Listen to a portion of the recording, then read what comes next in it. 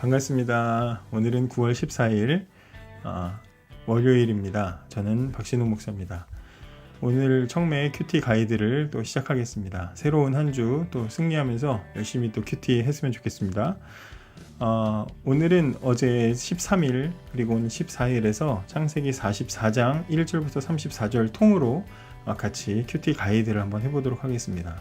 맨날 제가 가이드라고 하긴 하는데 가이드가 안 될 수도 있어요. 제가 뭐 이렇게 다 성경을 아는 뭐 천재도 아니고 박사도 아니고, 근데 이제 제가 볼 수 있는 한계 안에서 제가 이제 이렇게 발견하는 것들을 가지고 나누는 건데, 여러분들이 하시는 큐티에 도움이 되었으면 좋겠습니다. 그리고 많이 안 하는 친구들이 있는데 친구들한테 보내서 큐티를 좀 많이 할 수 있도록 여러분들이 이렇게 독려해 주셨으면 좋겠습니다. 분명히 우리가 나눠준 큐티집은 60개가 넘는데, 근데 참여하고 보시는 분들은 얼마 안 돼요. 그러니까 제가 구독과 좋아요를 눌러달라고 말하는 건 아니지만 여러분들이 꼭 참여해 주시고 매일매일 꾸준히 보시면 좋겠습니다. 오늘은 창세기 44장입니다. 말씀 보면서 이런 생각했습니다. 요즘에는 그 유튜브에 몰래카메라라는 그런 장르가 있잖아요. 그래서 어떤 상황을 만들어 놓고 사람들을 이제 이렇게 속이는 몰래카메라가 있는데, 요즘에 보는 유튜브에서 봤던 몰래카메라는 몇 개 안 봤지만 좀 일부러 좀 과하거나 알면서도 속아주는 뭐 그런 거 같은 그런 영상들이 많이 있더라고요. 근데 이제 원래 우리나라 몰래카메라 원조하면은 여러분들은 잘 모르시겠지만 라떼는 이경규 아저씨가 몰래카메라의 원조였습니다. 옛날에는 제가 어릴 때 이경규의 몰래카메라 주일날 밤에 일요일 밤에라는 방송에서 했었는데, 그 방송이 하는 날이면은 전 국민이 그 TV 앞에 모여서 몰래카메라를 시청을 했었습니다. 몰래카메라라는 게 미리 상황을 만들어 놓고 그 속에 이제 연예인이, 그날 해당되는 연예인이 이제 반응을 보이는 것을 이렇게 보는 거잖아요. 근데 연예인에 따라서는 평소에 보였던 이미지랑은 전혀 다른 이미지를 보여주는 그런 사람도 있고, 또 때로는 진짜 평소에 봤던 거랑 똑같은 모습을 보여주는 그런 연예인도 있어서 거기서 이제 재미를 이제 이렇게 찾아내는 그런 방송이었습니다. 어릴 때 저는 몰래카메라를 이경규 아저씨가 발명해낸 줄 알고 진짜 천재라고 생각했었는데, 오늘 말씀해 보니까 몰래카메라의 원조는 이경규 아저씨가 아니라 요셉이었다라는 것을 보게 됩니다. 그래서 오늘 이 44장, 창세기 44장은 마치 모든 상황을 미리 설정해 놓고 등장인물들의 반응을 살피는 이집트판 몰래카메라, 또 혹은 성경판, 성경 버전 몰래카메라와 같은 내용이 펼쳐져 있습니다. 44장 전체에 요셉과 야곱의 가족 이야기가 이제 절정과 결말을 향해서 44장, 45장 이렇게 전개되어 가는 것을 우리가 보게 됩니다. 쉬운 성경으로 여러분들이 그냥 한 10분이면은 43장부터 45장까지 쉽게 읽을 수 있기 때문에 여러분들이 한번 말씀을 쭉 한번 읽어보시는 것도 굉장히 좋을 것 같습니다.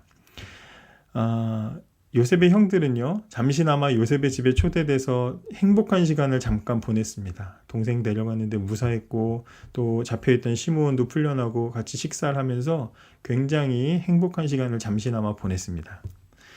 그런데 그 사이에 이제 요셉은 형들이 어떤 사람들인지, 형들의 마음이 정말 변했는지 안 변했는지, 옛날에 자기를 죽이려고 했고 내다 팔았던 그대로인지 아니면 좀 달라졌는지를 알 수 있는 이제 그런 상황을 확인하기 위해서 일종의 몰래카메라를 기획을 한 겁니다. 그리고 한 가지 꾀를 냅니다.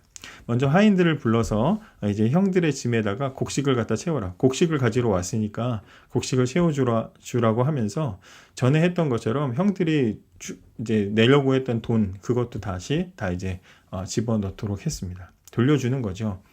그리고 나서 형들의 자루 속에는 그렇게 다 해놓고 나서 이제 은밀하게 지시를 합니다. 베냐민의 자루 속에는 요셉이 늘 가지고 있는 그 은잔, 마시는 은잔을 이제 몰래 거기다가 집어넣어 놓으라고 함정을 파놓는 거죠. 아무것도 모르는 요셉의 형들은 다음날 일어나서 이제 새벽부터 일찌감치 이제 고향을 향해서 아버지를 만나러 기쁜 마음으로 떠납니다. 그런데 얼마 지나지 않아서 요셉의 하인들이 형들을 뒤쫓아오고 5절에 이렇게 말합니다. 너희들이 훔친 잔은 내 주인이 술을 마실 때 쓰시는 것이다. 그리고 꿈을 해몽하실 때에도 그 잔을 쓰신다. 너희는 너무나 몹쓸 짓을 했다. 이것은 요셉이 미리 하인에게 시켜준 대사입니다. 대본 그대로 이제 하인이 형들에게 그렇게 말을 했습니다. 형들은 깜짝 놀랐고요. 그리고 처음에는 그 사실을 부인했습니다. 말도 안 됩니다. 우리는 지금 곡식을 사려고 돈까지 가져왔는데 은잔을 왜 가져갑니까? 하면서 사실 말이 안 되죠. 말이 안 되는 상황인데 이제 그렇게 부인을 했습니다. 그래서 우리는 결백합니다. 그러면서 형들이 뭐라고 얘기하냐면 우리는 결백하기 때문에 우리 중에 만약에 범인이 나온다면 그를 죽이십시오. 그리고 우리는 다 당신의 종이 되겠습니다. 이제 그렇게 아주 자신들의 결백을 주장을 하게 됩니다. 그리고 이제 형제들의 자루를 막 뒤졌는데요. 역시 막내 베냐민의 자루에서 요셉의 은잔이 나왔습니다. 요셉이 숨겼으니까 당연히 집어넣었으니까 나오는 거죠. 그렇게 해서 요셉과 하인들의 이 메소드 연기 때문에 이제 요셉의 형제들은 다시 요셉의 집으로 돌아오게 됩니다. 떠난 지 얼마 되지 않아서. 어제는 막 좋았었는데 오늘은 이제 막 다운이 되는 거죠. 최악의 상황이 다시 되었습니다. 이 형들은요, 요셉 앞에 가자마자 다시 이제 영문도 모르고 다시 엎드렸습니다. 일단 나왔으니까, 증거가 나왔으니까 엎드려서 싹싹 빕니다. 그렇게 어릴 때 요셉의 꿈에 대해서 야, 형들이 너한테 절하냔 말이냐 막 그러면서 막 형들이 기분 나빠하고 자존심 상해하고, 옛날에 형들이 그랬었는데 그랬던 형들이 이제는 너무 자주 요셉한테 절을 하고 있어요. 이제 절이 습관이 된 것처럼 절을 하고 있습니다. 요셉은 예상치 못한 상황을 만나서 어쩔 줄 몰라 하는 이 형들에게, 나 같은 사람이 이 은잔, 이게 중요한데, 옛날에는 이제 그 은잔 잔을 왜 중요하냐면, 이제 그 은잔에 책을 찾아보니까 그 잔에다가 이렇게 뭘 집어넣어가지고 그게 이렇게 물에서 떠오르거나 반응하는 걸 보고 미래를 점치고, 이집트에 이제 그런 게 있었나 봅니다. 요셉이 실제로 그렇게 했다는 게 아니라 그런 걸 가지고 이제 빌미를 삼아서 시비를 거는 거죠.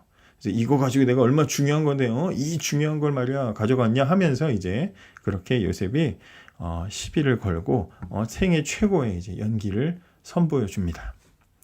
이때 형제 중에 예전에 요셉을 팔아버리자, 죽인 거 우리 손에 피 묻히지 말고 죄 짓지 말고 요셉 그냥 팔아버리자라고 주장을 했던 이 유다가 일어나서 요셉에게 말을 겁니다. 16절과 17절입니다.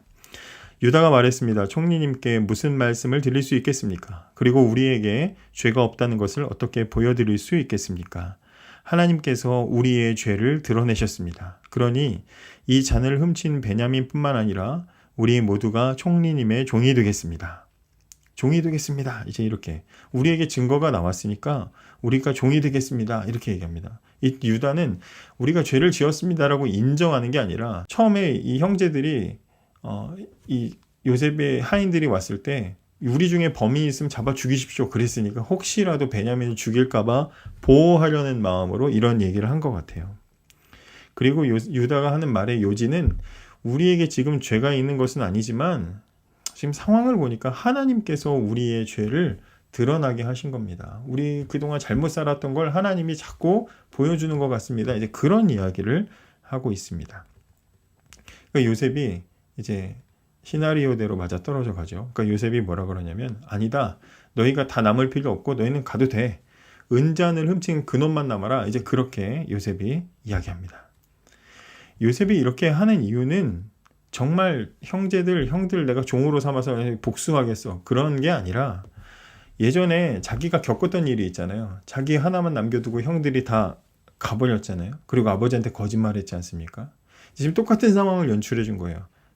막내 동생 하나만 남겨두고 돌아가서 동생 죽었습니다. 거짓말하면 되지 않냐.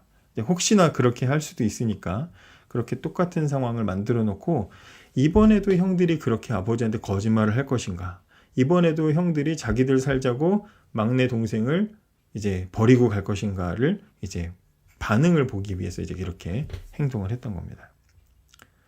이 얘기를 듣고 이제 유다가 다시 한번 요셉에게 양해를 구하고, 그리고 왜 베냐민을 저희가 집으로 데려가야 되는지에 대해서 길게 설명을 하는 게 오늘 해당되는 말씀입니다.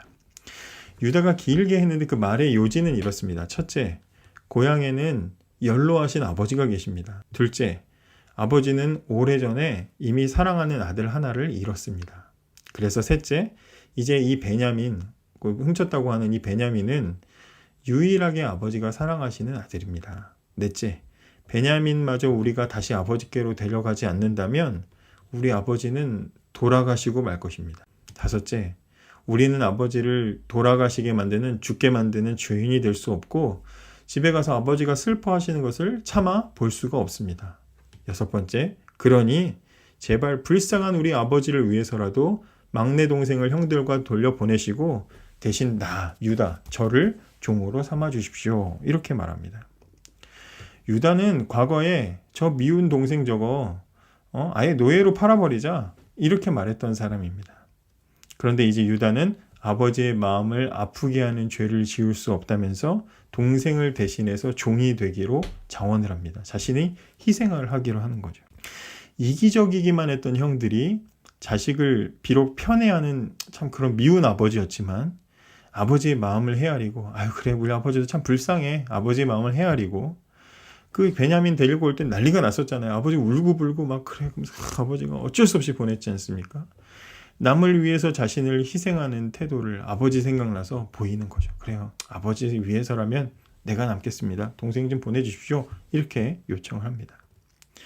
창세기 44장 특별히 유다가 했던 이 말하는 장면은요.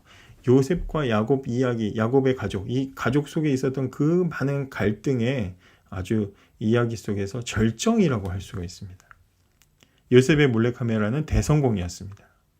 형들의 변화된 마음이 그대로 드러나 버렸어요. 형들은 옛날과 같지 않은 것을 보게 되었습니다. 하나님께서 긴 시간과 스스로 빠져나갈 수 없는 여러 상황들을 통해서 요셉의 형들을 설득하시고 변화시키신 결과 편리하게 미운 동생 팔아버리고 아버지에게 죽었다고 거짓말을 인하했던 유다의 입에서 아버지가 슬퍼하는 모습을 내가 참아 볼 수 없습니다 라고 하는 말이 나오게 만들었습니다. 하나님이 기다리고 설득하신 결과다 이 말이죠. 33절과 34절 끝에 그렇게 말하죠. 저는 아버지가 슬퍼하시는 모습을 참아 볼 수 없습니다. 그렇게 말합니다. 저는 오늘 자신을 대신 종으로 삼아달라는 이 유다의 말을 보면서 우리를 위해서 희생하신 예수님이 생각났습니다. 유다가 아버지와 가족의 행복을 위해서 베냐민의 죄를 대신 짊어지고 자신을 희생했던 것처럼 예수님께서는 하나님 아버지와 하나님의 자녀인 우리 교회, 우리들을 위해서 우리의 죄를 대신 짊어지시고 십자가에서 죽으셨습니다. 신자는 어떤 사람입니까? 예수님을 닮아가고 예수님을 따라가는 예수님의 제자가 신자죠. 우리들은 그런 사람들입니다. 예수님께서 교회를 위해서 자신을 희생하시고 하나님의 기쁨을 위해서 자신을 희생하신 것처럼 우리도 예수님을 따라가는 신자고 제자라면 우리도 교회를 위해서 하나님의 기쁨을 위해서 자신을 희생할 때는 희생할 수 있어야 되는 것이죠. 특별히 나의 시간과 나의 물질을 희생해서라도 잃어버린 하나님의 자녀들을 찾아서 회복시키는 일에 우리는 최선을 다해야 할 의무가 우리에게 있는 것이죠. 유다가 이렇게 말하고 행동했습니다. 저는 아버지가 슬퍼하는 모습을 참아 볼 수 없습니다. 나를 종으로 삼아 주십시오. 유다가 이렇게 말했지요. 이제 우리도 그렇게 말할 수 있어야 합니다. 저는 하나님이 슬퍼하시는 모습을 참아 볼 수 없습니다. 주님 나를 사용해 주십시오. 이렇게 말할 수 있어야 합니다. 오늘은 기도하실 때 예수님처럼 교회를 위해 하나님을 기쁘시게 하기 위해 나를 사용해 주십시오. 이렇게 기도하시기 바랍니다.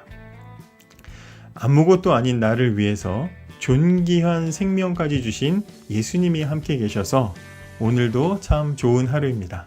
감사합니다.